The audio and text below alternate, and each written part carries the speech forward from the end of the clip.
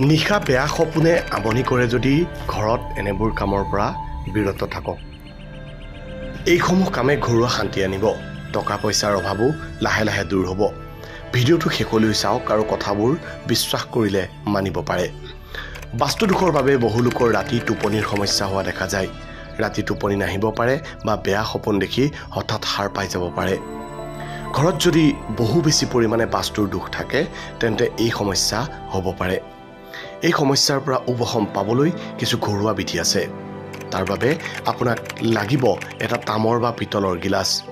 সদায় ৰাতি শুবৰ সময়ত তামৰ বা পিতলৰ গিলাচটোত এগিলাচ পানী লৈ পানী গিলাচ ঢাকি শীতানৰ ফালে থৈ দিব। এনেকুৱা কৰিলে আপোনাৰ টোপনি লাহে লাহে ভাল হ'ব। লগতে যিবোৰ বেয়া সপোন দেখে সেইবোৰ নাইকিয়া হ'ব। টকা পইচাৰ অভাৱ কেনেদৰে নোহোৱা কৰিব? বাসগৃহৰ যিখন মুখ্য দুৱাৰ খুব বেছি চাফা ৰখাটো প্ৰয়োজন। লগতে সদায় পুৱা উঠি ঘৰখন চাফা কৰাৰ লগতে মুখ্য দুৱাৰখন চাফা কৰাটো অতিকৈ প্ৰয়োজনীয়।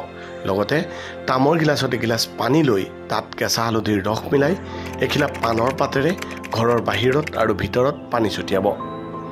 এনেকুৱা কৰিলে ঘৰৰ নিগেটিভ এনাৰ্জি নাইকিয়া হয়। লগতে পইচাক লৈ সৃষ্টি হোৱা অসুবিধা নাইকিয়া হ'ব।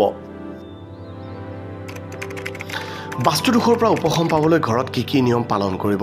নম্বৰ 1, ধৰ্মীয় কিতাপ কেতিয়াও শোৱা ঠাইত নিব নালাগে।